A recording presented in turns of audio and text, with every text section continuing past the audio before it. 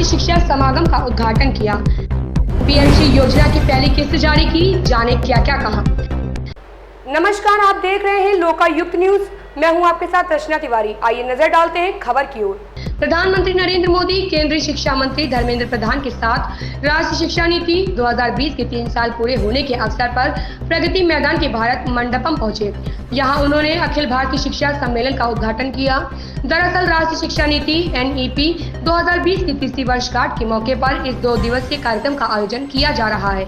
इस मौके पर पीएम मोदी ने शिक्षा और कौशल की 12 भारतीय भाषाओं में किताबों का विमोचन किया और पीएमसी योजना के तहत धनराशि की पहली किस्त भी जारी की। केंद्रीय शिक्षा मंत्रालय के वरिष्ठ अधिकारी के मुताबिक पीएमसी योजना के तहत चयनित सरकारी स्कूलों को धनराशि की पहली किस्त जारी की गई। ये स्कूल छात्रों को इस तरह से शिक्षा प्रदान करेंगे कि वे राष्ट्रीय शिक्षा नीति NEP 2020 की परिकल्पना के अनुरूप एक समतापूर्ण, समावेशी और बहुलवादी समाज के निर्माण में योगदान देने वाले नागरिक बन सके। मोदी ने कहा, शिक्षा देश का भाग्य बदलने की ताकत रखती है।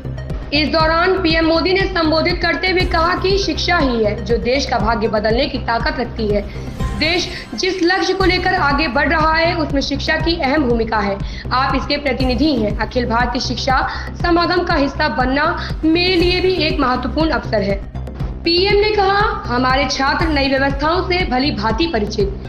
प्रधानमंत्री नरेंद्र मोदी ने कहा कि NEP ने पारंपरिक ज्ञान प्रणाली से लेकर भविष्य की तकनीक तक को संतुलित तरीके से महत्व दिया है। रिसर्च इकोसिस्टम को मजबूत करने के लिए देश के शिक्षा जगत के सभी महानुभावों ने बहुत मेहनत की है। हमारे छात्र नई व्यवस्थाओं से भली भांति परिचित हैं। वे जानते हैं कि 10+2 शिक्षा प्रणाली की जगह अब 5+3+3+4 लाई जा रही है।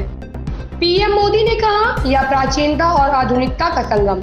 प्रधानमंत्री नरेंद्र मोदी ने कहा कि काशी के रुद्राक्ष से लेकर आधुनिक भारत के इस मंडप तक अखिल भारतीय शिक्षा समागम की यात्रा अपने आप में एक संदेश समेटे हुए है। यह प्राचीनता और आधुनिकता का संगम है।